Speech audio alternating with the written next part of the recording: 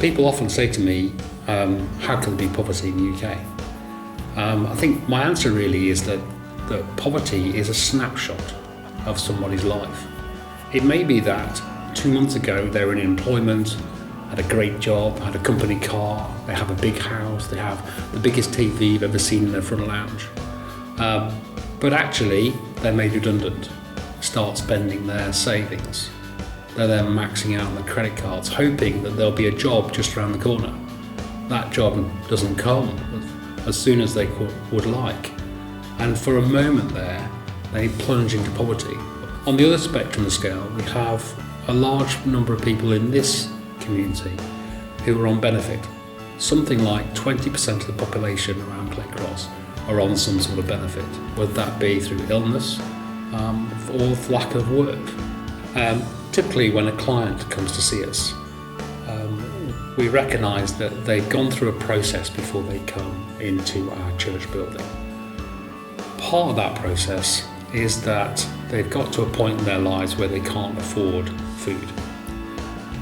They normally have used up all their saves. Normally there's been some sort of loan or a credit card that's been used that might be maxed. And because of the way that British people are, the last thing they want to do is seek out charity.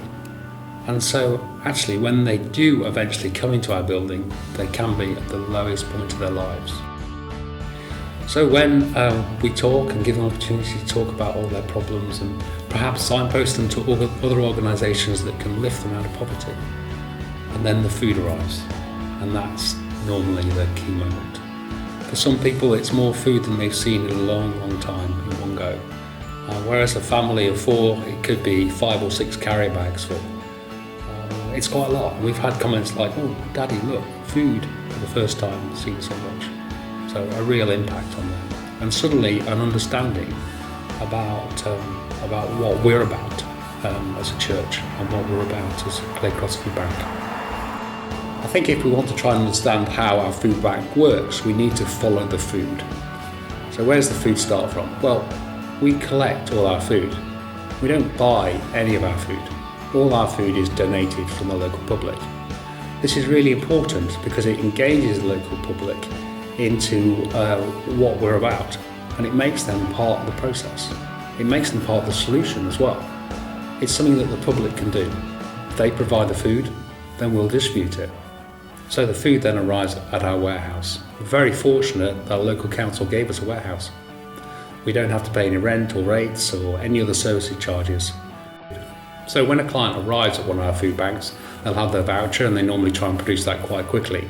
But we welcome in everybody, and we get them sat down with a volunteer who's trained really just to listen to them. We offer them a warm drink, maybe a biscuit or a piece of cake, and then we start talking about their voucher. Meanwhile, while this conversation is going on, in another room there's a team of packers, and they are packing food for the whole family, this client.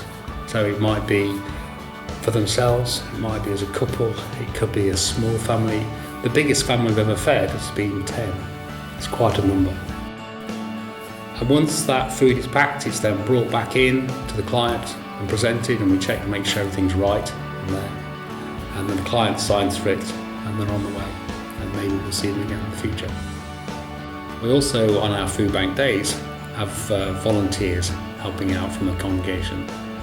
And I think for anybody else, other congregations that are looking at how can we improve the numbers in our congregation, I would say first, meet the needs of your community, and then they will come.